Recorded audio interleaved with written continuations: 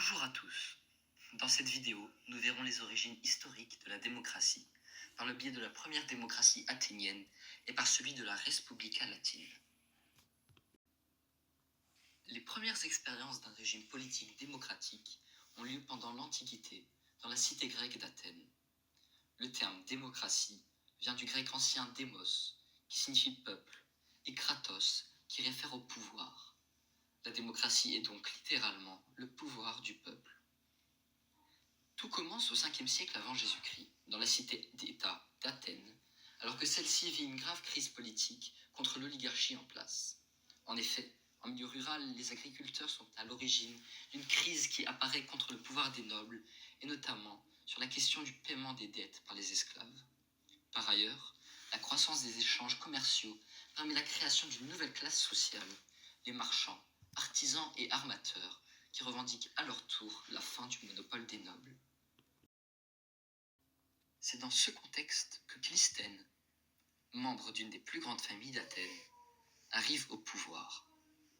Il va instaurer les fondements de la démocratie athénienne qu'il définit comme étant le pouvoir de tous les citoyens, c'est-à-dire de tous les hommes libres. Cela signifie que parmi les habitants d'Athènes sont exclus du pouvoir les femmes, les enfants, les esclaves et les métèques, comme on appelait alors les étrangers à la cité. Ces étrangers pouvant du reste être grecs, ils correspondent à ce qu'on appellerait aujourd'hui les travailleurs immigrés. Sur environ 400 000 habitants, 30 à 40 000 sont citoyens, donc seulement 10% de la population athénienne accède au pouvoir. Car pour être citoyen athénien, il faut être âgé d'au moins 18 ans, être né d'un père citoyen, avoir fait l'éphébie, à savoir le service militaire entre 18 et 20 ans, et être libre, c'est-à-dire ne pas être un esclave par exemple. Les citoyens avaient de nombreux avantages. Ils ne pouvaient pas, contrairement aux métèques ou aux esclaves, encourir la torture. De même, ils étaient pourvus d'une protection juridique. Ils pouvaient très bien tuer un métèque sans pour autant mettre leur vie en danger. Ils auraient été simplement bannis, une bien légère punition face à la mort. Encore pire, le citoyen pouvait tuer un esclave et s'en sortir avec une simple amende. Cependant, les citoyens s'exposaient à différentes peines judiciaires en cas d'infraction à la loi, ou des sanctions inhérentes aux institutions démocratiques. Cela pouvait aller des amendes financières jusqu'à la peinte des maisons, d'une couleur voyante, pour susciter la honte du coupable et le mépris du voisinage, jusqu'à la peine de mort, de façon exceptionnelle, s'il tuait un autre citoyen. Par exemple, par absorption de la ciguë, comme Socrate, qui a été condamné à en boire. À travers sa réforme de 508, Clisthène concède au peuple la participation non seulement aux décisions politiques, mais aussi aux fonctions politiques en échange de son soutien. Un citoyen athénien ne se définit désormais plus que par son appartenance à un dème, qui est une circonscription administrative de base de la vie civique. Chaque citoyen athénien doit être admis dans son dème lors de ses 18 ans. L'Attique, territoire péninsulaire, est divisé en 3 ensembles. L'aire urbaine, nommée Astie, l'aire littorale, nommée Paralie, et l'intérieur, la Mésogée. Dans chaque ensemble se trouvent 10 groupes de dèmes, nommés tritilles. La réunion de 3 tritilles, une de chaque ensemble, forme une tribu, filet. Il y a donc 10 tribus. Chaque tribu regroupe plusieurs membres. Ils sont mélangés et non pas classés par culture, région et classe sociale, afin que la population soit répartie de manière homogène et que les goûts, tant politiques que culturels, ainsi que les envies, soient tous entendus. Athènes est une démocratie directe, c'est-à-dire que les citoyens athéniens prennent part directement aux décisions de la cité. Celle-ci est dirigée par 3 assemblées et des magistrats. Les assemblées sont l'Élié, qui est le tribunal d'Athènes, chargé de rendre la justice. Il réunit 6000 éliastes âgés de plus de 30 ans, soit 600 membres par tribu. L'Ecclésia, qui est l'assemblée des citoyens, le cœur de la démocratie athénienne. Elle se réunit sur la colline de la Pnyx 3 à 4 fois par mois. Elle prend les décisions qui portent sur les lois, le budget, la politique extérieure, guerre, paix, alliance, l'octroi ou le retrait de la citoyenneté. La Boulée, sur laquelle nous allons revenir en détail dans la suite de cette vidéo. Les magistrats sont environ 700. Ils sont chargés d'exécuter les décisions de l'Ecclésia dans les domaines administratifs, politiques et judiciaires. Ils rendent des comptes aux citoyens à la fin de leur mandat. est une assemblée de 500 membres, les bouleutes, renouvelés et tirés au sort chaque année. La boulet est aussi appelée Conseil des 500. Pour chacune des 10 nouvelles tribus, 50 citoyens étaient désignés bouleutes par tirage au sort, parmi des listes de volontaires dressées par Dème.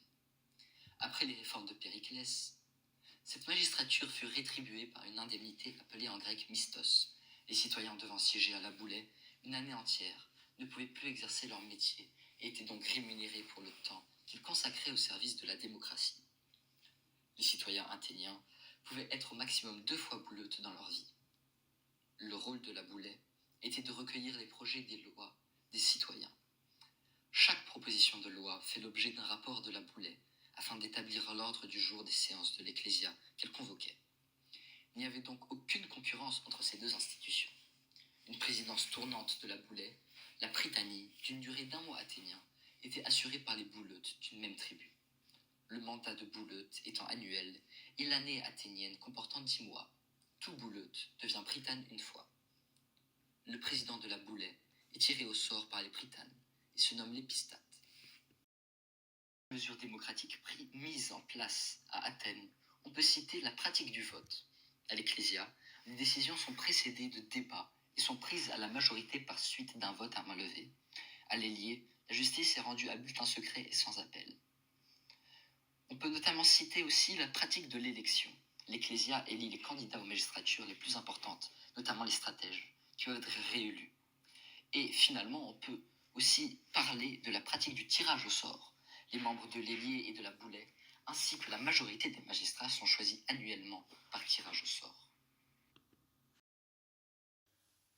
Nous allons maintenant vous expliquer la Respublica latine, encore appelée Respublica romana, autre régime politique démocratique durant l'Antiquité. Avec la démocratie athénienne, elle est considérée comme l'une des pionnières dans ce nouveau type de régime politique qui se retrouve aujourd'hui dans quasiment tous les pays du monde. La Respublica est traduite en français par la chose publique. En effet, res signifie chose, sujet, affaire, occupation, et publica est dérivé de poplicus qui signifie en rapport avec le peuple. Elle est tout d'abord considérée comme un concept selon lequel l'État est gouverné en fonction du bien du peuple. Ce concept s'oppose donc aux États gouvernés en fonction du bien privé des membres d'une classe sociale ou d'une personne unique, appelée res privata. La res publica a d'ailleurs donné le mot république, mais dont le sens est beaucoup plus restreint. La res publica concerne donc le type de gouvernement de la Rome antique à partir de 509 avant Jésus-Christ. Elle dure jusqu'en 27 avant Jésus-Christ. C'est la république la plus longue de l'histoire à ce jour. Ce type de gouvernement survient à Rome à la suite d'une longue période de monarchie, de 753 à 509 avant Jésus-Christ, commençant, d'après les légendes romaines, par la création de Rome en 753 avant Jésus-Christ, par Romulus. Celui-ci aurait d'ailleurs donné son nom à la ville et en aurait été le premier roi. Par la suite, 6 autres rois légendaires lui auraient succédé, jusqu'à ce qu'en 509 avant Jésus-Christ, une révolution chasse le dernier d'entre eux, Tarquin le Superbe. C'est la fin de la période royale. Après l'expérience traumatisante de la monarchie, les institutions républicaines sont pensées dans le but d'empêcher un monopole du pouvoir. Celui-ci est donc réparti en 3 instances: les assemblées de citoyens, les magistrats et le Sénat. Théoriquement, le pouvoir appartient au peuple, populus, qui vote les lois et élit les magistrats. Des assemblées de citoyens sont formées, ce sont les comices, qui sont de 3 types. Les comices curiates, ayant un rôle principalement religieux, les comices tributes, élisant certains magistrats et votant pour la plupart des lois, et les comices centuriates, élisant les magistrats supérieurs et votant certaines lois. Pour être citoyen romain, il faut être un homme libre, habitant Rome ou le Latium. Au début de la République, seuls les patriciens, les citoyens des plus riches familles romaines, dirigent la cité. Les plébéiens, paysans et artisans, n'ont aucun droit politique. Après 2 siècles de lutte, ils obtiennent l'égalité politique avec les patriciens. Les femmes, les esclaves et les étrangers sont exclus de la citoyenneté romaine. En revanche, les affranchis mâles, esclaves libérés, deviennent immédiatement citoyens. La principale limite de ce pouvoir est liée au déroulement du vote. Dans chaque comice, les citoyens sont répartis en centuries selon l'importance de leur fortune. Or, ce sont les centuries des citoyens les plus fortunés qui sont appelés au vote en premier, et celui-ci est interrompu lorsque la majorité est atteinte. En réalité, tous les citoyens ne sont pas égaux, puisque les citoyens les plus pauvres ne votent quasiment jamais. En cela, la Respublica est une démocratie oligarchique. Les magistrats ont en charge la gestion des affaires. Ils sont élus pour 1 an par les comices qui le représentent. Les magistratures sont collégiales. Plusieurs magistrats partagent les mêmes pouvoirs. Le cursus honorum, qui représente une carrière de magistrat, comprend 4 magistratures qui doivent être briguées dans l'ordre et en respectant un âge minimal. Les questeurs sont chargés des finances et doivent être âgés au minimum de 30 ans. Les édiles s'occupent de l'administration municipale, police, approvisionnement, routes, et doivent être âgés au minimum de 36 ans. Les prêteurs ont une fonction juridique et doivent être âgés au minimum de 40 ans. Les 2 consuls sont les 2 premiers magistrats de la République et ont de nombreux pouvoirs. Ils doivent être âgés au minimum de 43 ans. Ils convoquent le Sénat et les comices, président le Sénat et commandent les armées. Choisis parmi les anciens consuls, 2 censeurs sont chargés du recensement et du recrutement des sénateurs. Le Sénat est véritablement le centre du pouvoir. Toutes les décisions sont discutées au Sénat. En sont membres les citoyens les plus riches et les anciens magistrats qui sont nommés à vie et non élus par les censeurs. Cette assemblée est fréquemment consultée, ses avis sont presque toujours suivis. Ses compétences s'exercent surtout dans le domaine des finances, de la religion et de la politique extérieure. La personnalité la plus emblématique de la Respublica est Jules César, né vers 100 avant Jésus-Christ et mort en 44 avant Jésus-Christ. Né dans une famille patricienne, il suit un brillant cursus honorum, puis montre ses qualités de général en conquérant la Gaule entre 58 et 52 avant Jésus-Christ. Après une guerre civile contre son rival Pompée, il détient seul le pouvoir en tant que dictateur en 45 avant Jésus-Christ. Cependant, cette période est de très courte durée puisqu'il est assassiné 1 an après par des sénateurs. Il faut d'ailleurs savoir que les Romains ont peur du retour à la monarchie. Pendant toute la période républicaine, être soupçonné d'aspirer à devenir roi ou tyran est une grave accusation. C'est donc pour cela que, 5 siècles plus tard, Jules César le paye de sa vie. Par ailleurs, contrairement à ce que l'on pense, Jules César n'a jamais été empereur. Par contre, tous les empereurs portent, après Auguste, le titre de César en son souvenir.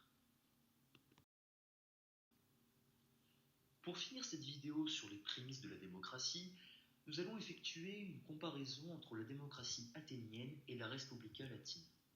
Certes, ces 2 systèmes politiques ont des points communs. Les citoyens sont membres d'assemblées, ils participent à la vie politique et ont le droit de vote, les magistrats sont élus pour une durée d'1 an et les pouvoirs sont divisés. Mais il existe une différence fondamentale entre les deux. Alors qu'à Athènes, il s'agit d'une démocratie directe, à Rome, il s'agit plutôt d'une oligarchie aristocratique dont le pouvoir est détenu par les plus riches. Merci de votre attention.